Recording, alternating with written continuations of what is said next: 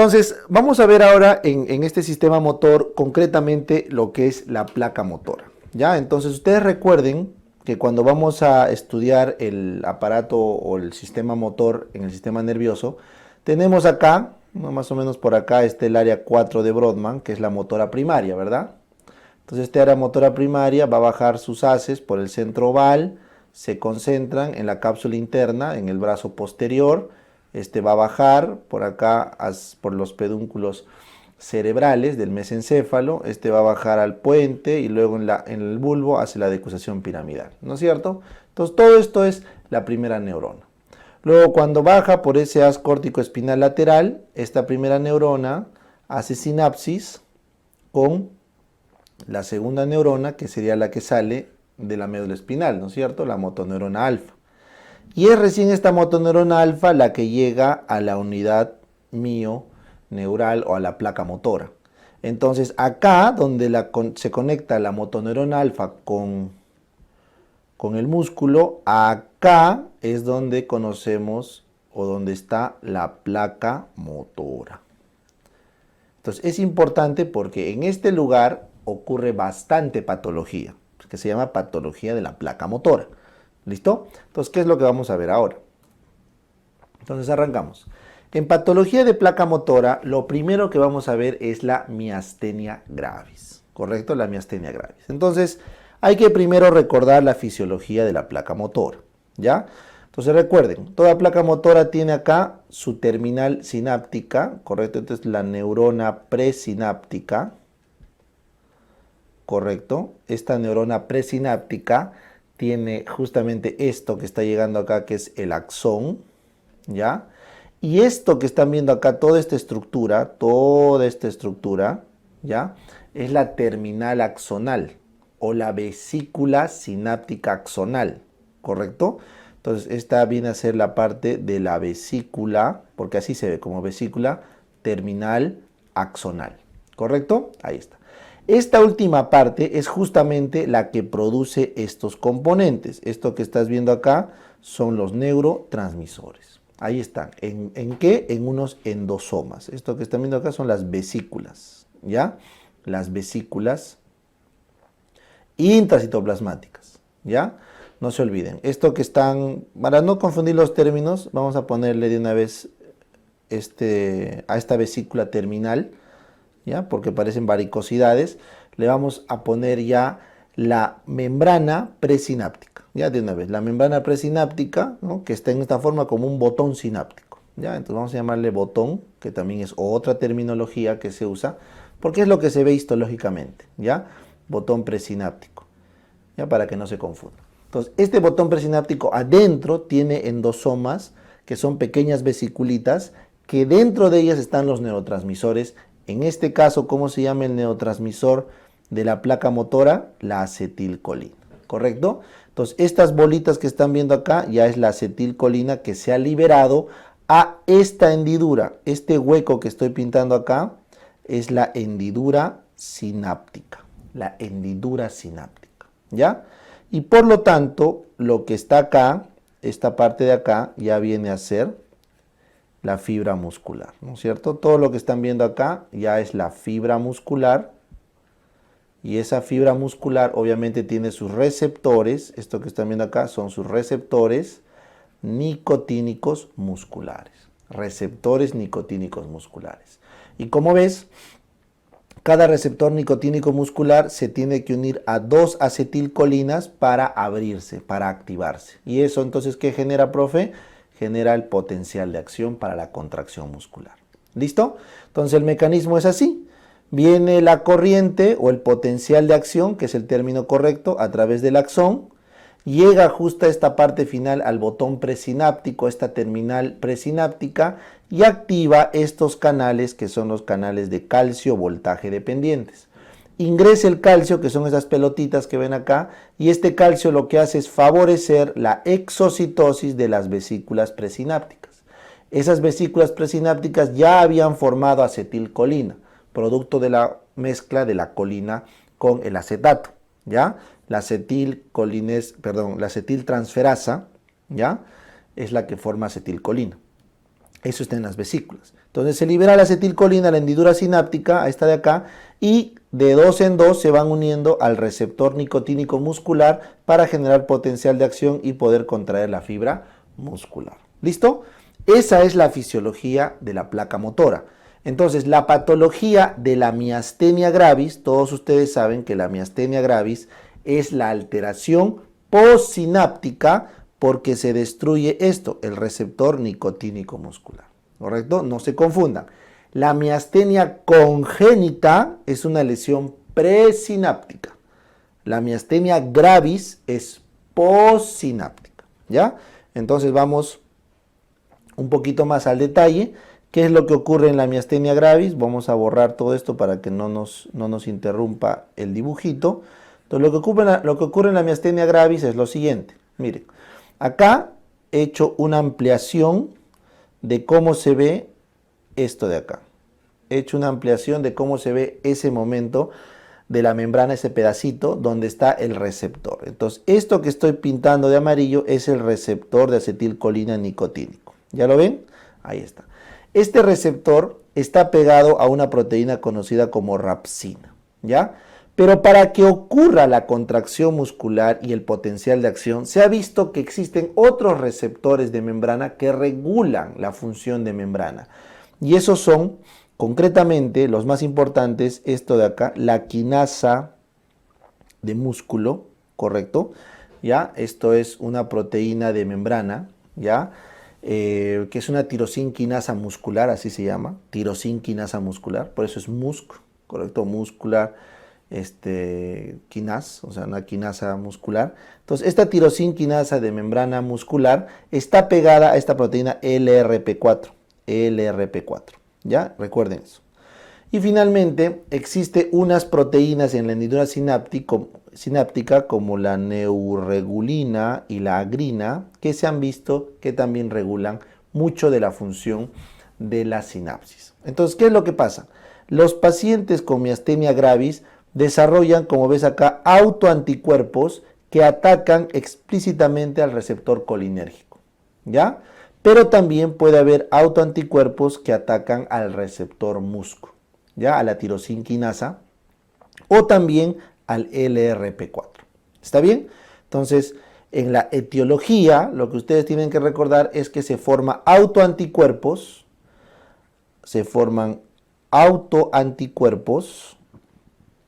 ¿correcto? Contra el receptor nicotínico muscular. Esto ocurre en el 80 a 90% de pacientes, ¿ya? En el resto de pacientes que no dan positivo para esto, hacen anticuerpos anti-MUSC, o sea, antirreceptor tipo tirosin quinasa muscular, y también hacen anticuerpos anti-LRP4, ¿ya? Existen otros autoanticuerpos, pero estos son los más frecuentes. Este de acá, cuando hay receptores anti-MUSC, suele ser una patología más vulvar y por lo tanto más grave, ¿ya? Sin embargo, el más frecuente de lejos y el que les pregunta es el autoanticuerpo contra el receptor nicotínico muscular, que es donde actúa la acetilcolina. ¿Listo? Bien. Entonces, si se producen autoanticuerpos contra estos receptores, ¿qué va a pasar al final? Estos receptores van a estar ocupados y van a ser destruidos. Por lo tanto, por más que tenemos acetilcolina, esta no funciona. Entonces recuerden, la miastenia gravis es una patología de placa motora que no agota la cantidad de acetilcolina. Lo que ocurre es se destruyen los receptores y también disminuye la densidad de receptores por autoanticuerpos, ¿ya? También hay actividad celular, también puede haber acción de linfocitos, pero lo más probable es por autoanticuerpos, ¿correcto? Esa es la etiología. Entonces, ¿en quién ocurre esto? Como toda enfermedad autoinmune, es más probable que ocurra en mujeres jóvenes. Mujeres jóvenes de alrededor 30 años. Es lo más usual. Pero está asociado a otras enfermedades autoinmunes. Por ejemplo, Hashimoto o hipertiroidismo o Addison, lupus, etc. O sea, está asociado a otras enfermedades autoinmunitarias que ustedes ven en reumatología o en endocrinología. ¿Ya? Si es que va a ocurrir en el varón, si es que les preguntan en el varón a qué edad es más frecuente, es alrededor de 50 años. La miastenia gravis en varones es más frecuente alrededor de 50 años y está asociado a tumores, ¿correcto? La miastenia gravis es un paraneoplásico de tumores pulmonares, ginecológicos, etc. Pero el más frecuente son los tumores de timo. 75% de los pacientes con miastenia gravis pueden tener una patología tímica. 65% tienen hiperplasia tímica y 10% tienen timomas francos. Entonces es muy probable que encontremos en un paciente con miastenia gravis problemas en el timo, sobre todo si es un varón de edad media. Si es una mujer joven, lo más probable es que sea una enfermedad autoinmune simple, sin compromiso del timo. ¿Ya? ¿Qué es lo que pasa en el timo? El timo tiene músculo liso con epítopos similares al músculo estriado. Entonces puede ahí generar una confusión en el sistema inmunológico y ser la razón de los autoanticuerpos. ¿Ya? Muy bien. ¿Cuáles son los músculos afectados? Entonces recuerden, la miastenia gravis tiene dos formas básicamente. La forma ocular, ¿correcto? Y la forma generalizada. Entonces, en la miastenia gravis ocular, ¿correcto? Ocular, la que se restringe a los pares craneales, lo que ocurre básicamente es esto, una afectación primero palpebral es lo que más se nota, es la ptosis palpebral, porque se afecta el músculo elevador del párpado, y luego tenemos alteración de los pares craneales 3, 4 y 6. Por lo tanto, el paciente hace lo que estás viendo acá, diplopía. Hace diplopía porque no puede enfocar, porque los músculos extraoculares están debilitados, ¿correcto? Esa es la gran mayoría. Luego tenemos también la miastenia gravis que ya tiene compromiso generalizado. Entonces la miastenia gravis ya de compromiso generalizado es aquella miastenia gravis que afecta a otros grupos musculares. Es mucho más rara, ¿correcto? Es mucho más rara. Y ahí ya tenemos compromiso facial, ya hay una parálisis en la expresión de la cara, la facies miasténica lo llaman. Hay compromiso vulvar, se llama compromiso vulvar cuando se afecta el 9, el 10, el 11, el 12, que son los pares craneales que salen del bulbo raquídeo. Entonces la paciente hace disartria, hace disfagia, la lengua pierde tonalidad, se le agotan los músculos inclusive al momento de masticar, aunque ese es el trigémino, ¿ya? Entonces eso ya es una forma más generalizada y luego hace clínica de miembros superiores proximales. O sea, la miastenia suele afectar más los músculos de la escápula, ¿correcto? Los músculos del cuello y de miembro superior proximal. O sea, es una patología que se concentra más en la parte superior. Esa es la afectación muscular en la miastenia gravis, ¿ya? Entonces, una de las formas más fáciles de darnos cuenta que estamos frente a una miastenia gravis es el curso que sigue. Entonces, esta afectación muscular suele tener espacios de horas, días o hasta semanas asintomática.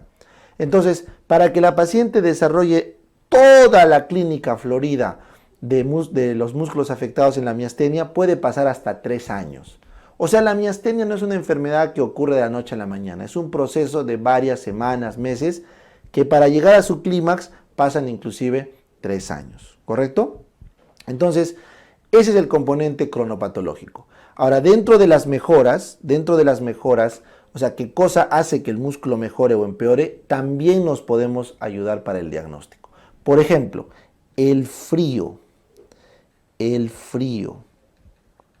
reposo, el hidrofonio, ¿correcto? Esas son condiciones que mejoran la miastenia. O sea, la paciente cuando le pones un paño congelado o compresas de hielo, ¿no?, al párpado, a los 5 o 10 minutos ya puede abrir el párpado, porque en el frío ocurre una mejor transmisión sináptica. O con el reposo, también mejora.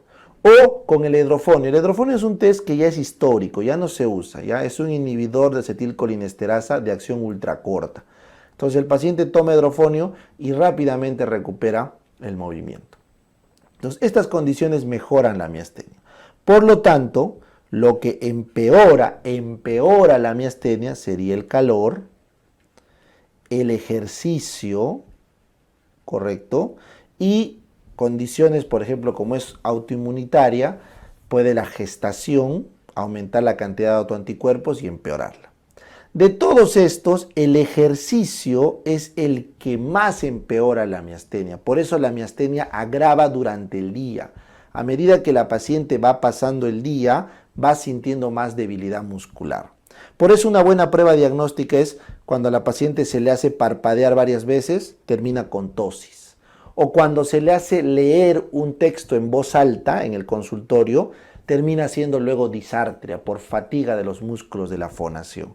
Entonces es una buena forma de darse cuenta que estamos frente a una miastenia. Y finalmente, para establecer el diagnóstico como tal, nosotros teníamos el test de Tensilón o de Hedrofonio. El test de Hedrofonio, que están viendo acá, la marca era Tensilón, así se llamaba. Ese Tensilón, ese Hedrofonio, lo que les dije es actuar de forma rápida, ultracorta, y en pocos segundos la paciente recupera la fuerza, pero luego de 5 minutos la vuelve a perder. Entonces, ese es un test de Tensilón positivo. Lo único malo es que tiene muchos efectos adversos, porque puedes hacer un efecto adverso colinérgico no deseado y por eso recomiendan tener atropina a la mano. Entonces, para obviar este test que ya no se utiliza, tenemos el test de las compresas frías, lo que te dije. Se le pone compresas frías en la cara, sobre todo en el párpado, y ya puede mover el músculo después de eso, ¿correcto? Esos son los test clínicos que te orientan a un síndrome miasténico. Pero el gold estándar, aprende eso, el gold estándar diagnóstico es el dosaje de los anticuerpos antinicotínico muscular. El dosaje de anticuerpos antinicotínico muscular. Y solamente si es que el dosaje es negativo, recién se le pide el dosaje antimusco. Solamente si es que es negativo, ¿ya? Y solamente si es que es negativo este antimusc y es dudoso la clínica, recién ahí vamos a una electromiografía, donde demostramos la miastenia cuando la paciente entra en fatiga muscular, desaparece la onda F, la onda H, cuando le sometes a múltiples estímulos. Entonces, el gol estándar debe ir por dosar los anticuerpos nicotínicos musculares. Si no, dosamos antimusco. Y si hay duda, recién hay la electromiografía. Sin embargo, por norma, todos los pacientes con miastenia gravis suelen ir a electromiografía para de todas maneras descartar otros cuadros. Recuerden, una parálisis de pares craneales puede significar muchas cosas, ¿correcto? Puede significar atrofia multisistémica, esclerosis lateral amiotrófica, puede significar botulismo, puede significar problemas mitocondriales, ¿se acuerdan los metabólicos? Si la parálisis es de la escápula, puede significar Guillain-Barré. O sea, hay varios trastornos que te complican. Entonces, siempre es bueno dosar anticuerpos, hacer su electromiografía y el test de las compresas frías. Con eso estás tranquilo y has llegado al diagnóstico de la miastenia gravis. ¿Listo? Bien. Entonces, ahora vamos al diagnóstico de la causa. ¿Por qué tendría miastenia gravis una persona, una paciente? Puede tener un tumor. Entonces siempre se recomienda evaluar el timo. Entonces toda paciente con miastenia gravis que tenga una masa, como ves acá en el mediastino anterior, debería ir a cirugía, ¿ya? Porque eso es probablemente la causa y si no tratamos esta causa no va a mejorar la enfermedad. Entonces siempre se recomienda un estudio de imágenes para buscar patología tímica. ¿Listo? Bien. Entonces ahora sí vamos al manejo. Cuando una paciente está con miastenia gravis, tienes que definir bien claro lo siguiente. ¿Estamos frente a una crisis? ¿Estamos frente a una crisis o no? ¿Correcto? Entonces, si estamos efectivamente frente a una crisis miasténica, ¿qué es una crisis miasténica? Es cuando la paciente tiene disartria o tiene disnea. Si la paciente ya no puede hablar o le falta el aire, estamos frente a una crisis miasténica. Y eso es una emergencia y eso amerita hospitalizar al paciente, llevar y conseguir una cama en UCI y darle inmediatamente tratamiento con inmunoglobulina G, terapia hiperinmune. Ese es el manejo adecuado si estamos frente a una crisis miasténica. Sin embargo, si no estamos frente a una crisis miasténica, o sea, la paciente está estable, simplemente tiene la debilidad durante el día que empeora, entonces el manejo va a tener que ser de la siguiente forma. Arrancamos con piridostigmina. La piridostigmina es un inhibidor de acetilcolinesterasa con pocos efectos adversos gastrointestinales. Entonces la paciente lo tolera y podemos manejar sintomáticamente el cuadro. Si es que no responde con esto, la siguiente medida es evaluar una cirugía de algún tumor que está originando los autoanticuerpos. Entonces, cuando no responde a la piridostigmina, hay que echarnos a buscar un tumor como un timoma o un tumor de pulmón que sea la fuente de estos autoanticuerpos. Y usualmente entre los 15 y los 55 años es donde se suele intervenir el timo. Los timomas antes de los 15 años no se operan porque podríamos generar una insuficiencia tímica con inmunosupresión.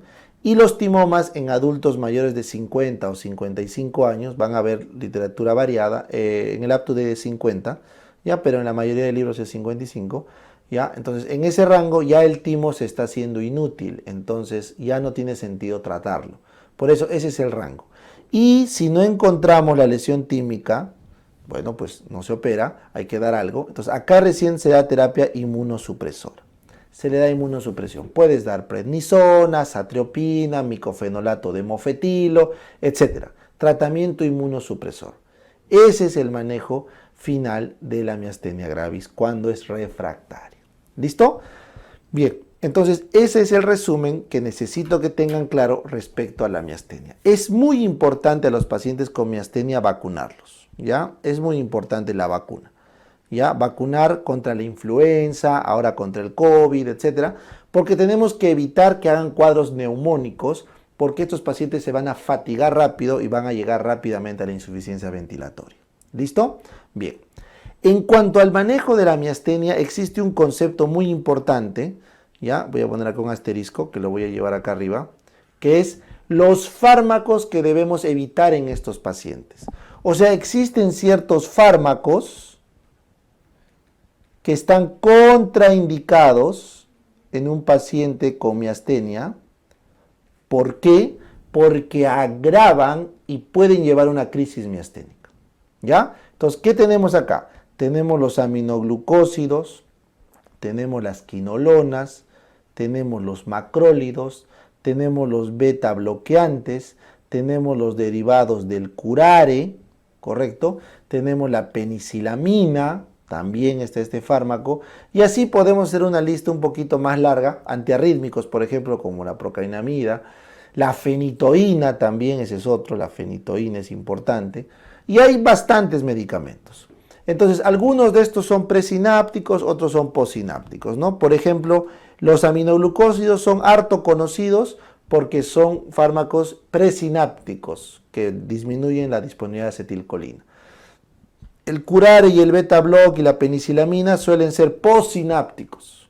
La fenitoína es presináptica. Bueno, eso ya es mucho detalle, pero lo que sí quiero que recuerden es que existe un grupo de fármacos, y de todos estos los aminoglucósidos son los más importantes, que no debes dar en un paciente miasténico porque agrava su miastenia y puede terminar en una crisis miasténica. ¿Ya? Bien. Con eso hemos resumido lo necesario de miastenia gravis.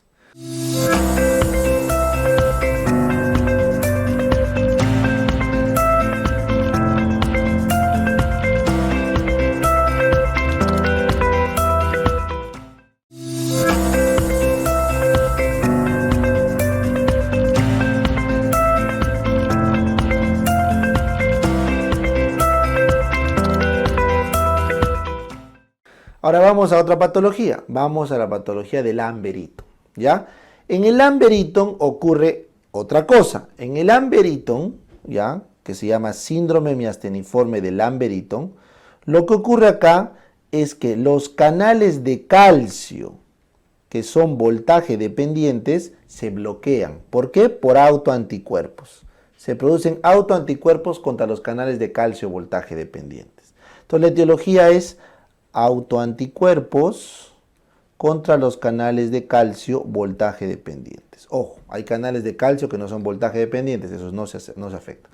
Por lo tanto, chicos, la patología del Lamber-Eaton va a tener que ser estrictamente una patología presináptica.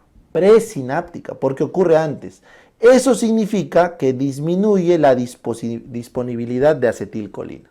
O sea, el resultado final del Lamber-Eaton es que disminuye la cantidad de acetilcolina. ¿Ya? Eso es importante que lo tengan. Muy bien, entonces vamos a la epidemiología. ¿A quiénes le da? El Lamber-Eaton es definido por la mayoría como idiopático, no se sabe, pero lo más probable es que sea en la mayoría de los casos un paraneoplásico. No en todo se demuestra el tumor, pero es la teoría más aceptada. Un paraneoplásico. Por lo tanto, siempre tenemos que buscar en el Lamber-Eaton el cáncer de base. ¿Y cuál es el cáncer de base? Es el famoso OAT-cell. El cáncer de células de avena de pulmón, el carcinoma microcítico pulmonar, es la causa más asociada y más frecuente que ocurre en el Lamber-Eaton. Pero puede ser también por otras razones. Ojo, no es la única, pero es la más frecuente de todas. ¿Correcto? El OAT-cell. Por lo tanto, va a ocurrir tanto en varones como en mujeres de edad media.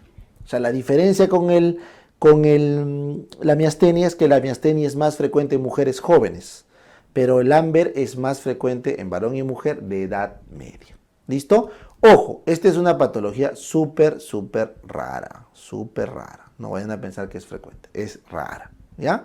Bien.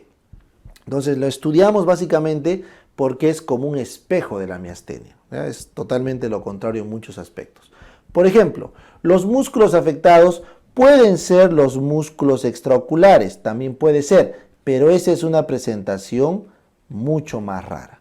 La presentación de los músculos extraoculares y del facial, o sea, la presencia de pares craneales, es mucho más rara, ¿ya? Entonces, que haya diplopía o que haya facies miasteniforme es más raro en el Lamber-Eaton. Entonces, ¿qué es lo frecuente en el Lamber-Eaton? Esto, muchachos. Lo más frecuente en el Lamber-Eaton es la afectación de los miembros inferiores proximales, o sea, la parte de las cinturas pélvicas. La afectación proximal del miembro inferior es la manifestación más frecuente en el Lamber-Eaton y es algo que deben recordar. ¿Ya? Muy bien. ¿Con qué mejora? Esto también es una característica única en el Lamber-Eaton, única. El Lamber-Eaton mejora con el ejercicio. A lo largo del día el paciente mejora y eso es un criterio diagnóstico en la electromiografía.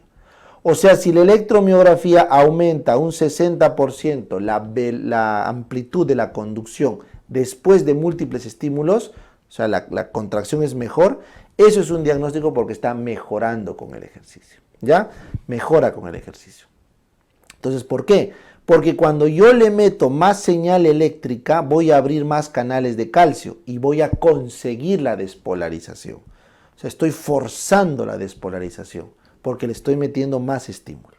¿Listo? Bien. Entonces, ¿cómo se diagnostica? Lo primero que te dice todas las guías es que debes encontrar el foco. O sea, tienes que encontrar el cáncer de pulmón. Lo más probable. Es lo que debes hacer. ¿Correcto? Esa es la razón. Y después confirmar con la electromiografía, como les dije, que el paciente recupere fuerza con el estímulo seriado. O sea, el diagnóstico es clínico, electromiográfico y con búsqueda de tumor primario. Si con eso no te queda claro, se dosar los autoanticuerpos contra los canales de calcio voltaje dependientes. Pero no es una prueba específica ni sensible. El dosaje de autoanticuerpos no es tan mandatorio como en la miastenia. En la miastenia sí o sí tienes que dosar. Acá es solamente cuando te quedó duda por la clínica y porque no encontraste el cáncer. ¿Correcto? Bien. El manejo. Miren, el tratamiento de primera elección siempre va a ser extirpar quirúrgicamente la fuente de los autoanticuerpos. O sea, yo tengo que eliminar el lugar de donde se están disparando los autoanticuerpos. Sin embargo, yo al paciente tengo que darle un manejo sintomático mientras mejora o si es que no se llega a remitir el paraneoplásico. Entonces el tratamiento nuevamente es con piridostigmina. La piridostigmina, ya les dije, es un inhibidor de acetilcolinesterasa que aumenta la acetilcolina. Pero en la Lamberton no responde tan bien como en la miastenia. Porque recuerden, en la miastenia tú tienes acetilcolina porque se produce. Lo que tienes malogrado es el receptor. Entonces con la piridostigmina aumentas tanto la acetilcolina que terminas teniendo efecto clínico. Pero en el Lamberton tú no produces acetilcolina. Recuerda, no lo produces. Entonces si yo te doy piridostigmina, que es un inhibidor de la acetilcolinesterasa, yo voy a aumentar la acetilcolina. No, porque no la estoy produciendo. Ojo a ese dato, ¿eh? La acetilcolina primero tiene que producirse y luego la acetilcolinesterasa tiene que inhibirse para no destruir la acetilcolina formada.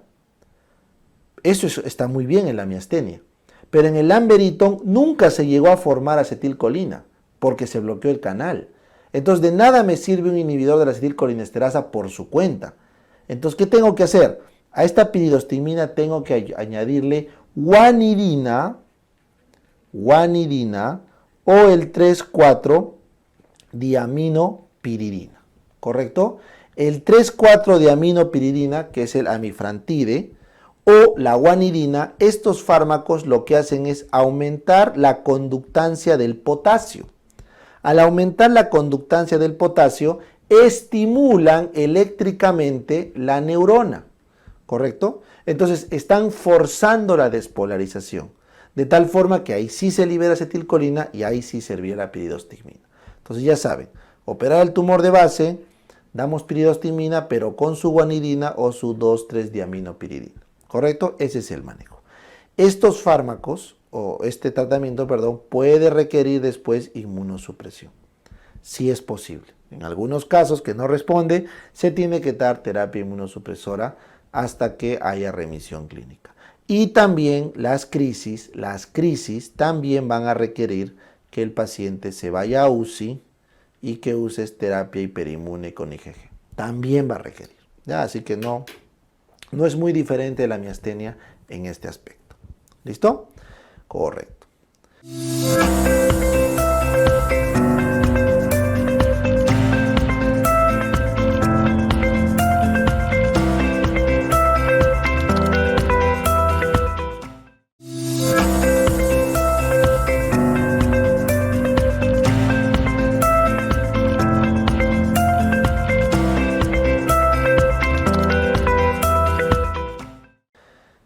Finalmente, vamos a conversar del botulismo. El botulismo sí es importante que lo estudiemos al menos en nuestro medio, ¿ya?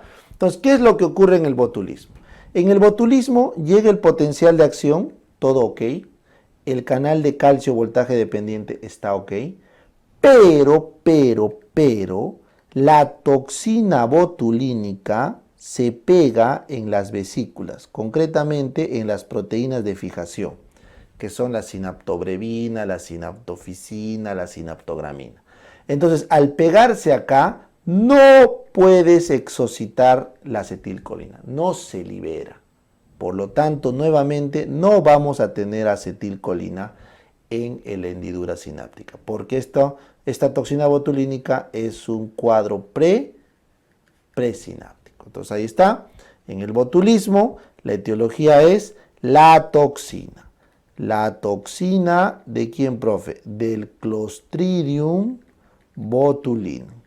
El Clostridium botulinum, como estás viendo ahí en el dibujo, es un bacilo gram positivo anaerobio, que forma esporas. Eso es importante, forma esporas. Entonces, al formar esporas puede vivir por mucho tiempo. Por eso lo tenemos en las comidas, ¿correcto? Está ahí en los vegetales, puede estar en algunos animales marinos, en el fondo del mar también podemos encontrar un montón de Clostridium. O sea, las toxinas y la bacteria en sí pueden resistir la intemperie. ¿correcto? Entonces, la etiología está por exponernos a la toxina, ¿correcto? Entonces, ¿quiénes se exponen a la toxina? Acá es importante que recuerdes que hay básicamente 3 formas de contaminarse con toxina botulínica. La primera es la que ocurre en los niños, el botulismo del lactante, el botulismo infantil, que es cuando el niño que ya está en periodo de ablactancia, o sea, 6 meses en adelante, le damos alimentos, sobre todo miel, pues no deben dar miel hasta el año de vida, no, ya, porque la miel, como se queda guardado, tiene esporas ahí de Clostridium botulinum en algunos casos. Entonces, estos niños ingieren la bacteria y la bacteria se queda en su tracto gastrointestinal y empieza a botar de ahí toxina in vivo. O sea, se vuelve una fábrica de toxinas su aparato gastrointestinal. ¿Me entienden? Esa es una forma de contaminarse. La segunda forma de contaminarse de botulismo es el botulismo alimentario. Es cuando tú te expones a la toxina por haber comido comida guardada. Por ejemplo, enlatados que estaban rotos, que se han contaminado.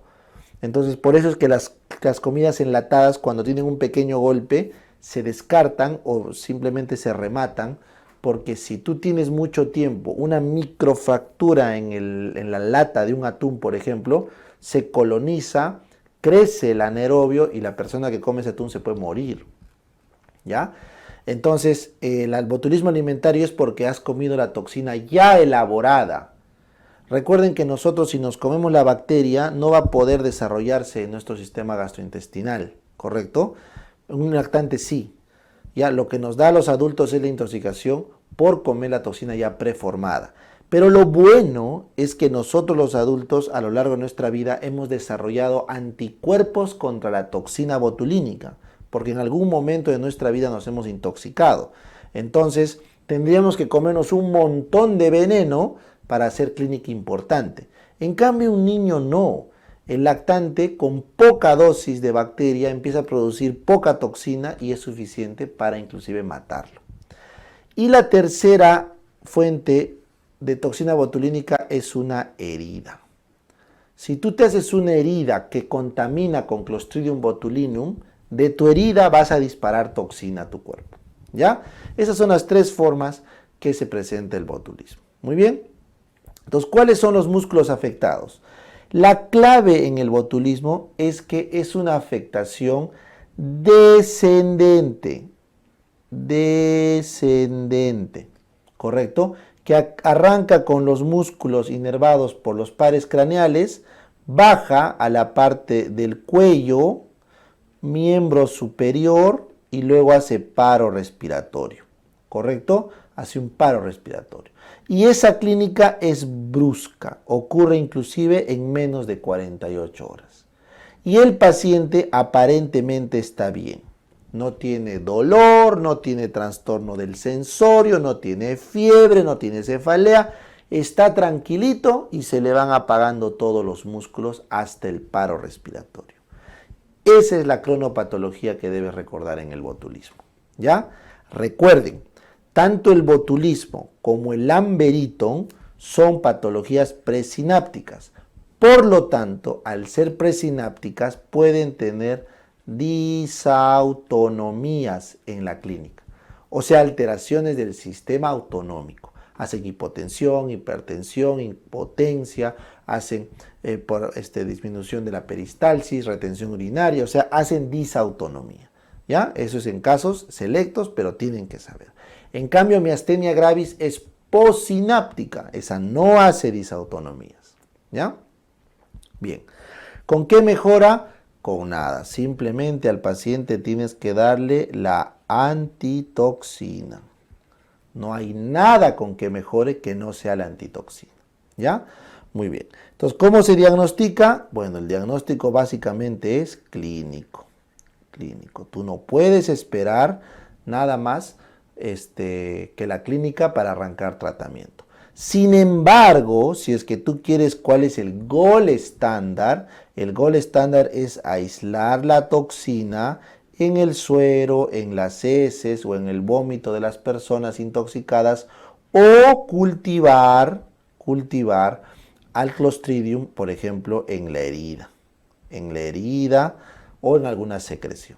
Entonces, si tú quieres, el gol estándar es dosar la toxina o cultivar el caso, ¿ya? Pero el diagnóstico es eminentemente clínico y por ende el tratamiento también es empírico. Ojo, ojo, en el diagnóstico siempre tienes que sospechar un ataque terrorista, ¿ya? Un ataque terrorista.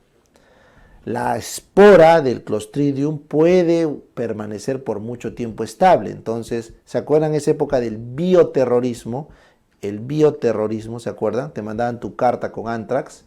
Ya, también te puede mandar tu carta con botulismo. ¿Ya? Entonces, también hay que sospechar ese contexto. Muy bien, ¿cómo se maneja? Todos los pacientes tienen que ser hospitalizados y tienen que ser puestos en UCI. Porque el riesgo del paro respiratorio es alto, sobre todo si son lactantes. E inmediatamente tienes que darle la antitoxina. Inmediatamente, ¿ya? Porque es la única forma de revertir los síntomas. En casos de que tengas heridas, para los pacientes que tienen herida como supuesta fuente, se le añade penicilina G. La penicilina G cubre bien para matar al Clostridium de las heridas. No se requiere antibiótico en los otros cuadros, ni en el de niños, ni en el de alimentario es necesario el antibiótico. No se ha visto que tenga un efecto. Es más, en el niño puede ser perjudicial porque si le damos antibiótico, matamos al Clostridium y este libera más toxina. O sea, explota sus toxinas y lo empeoras al niño. ¿Ya? Entonces el antibiótico se reserva para cuando hay una fuente en una herida. ¿Listo?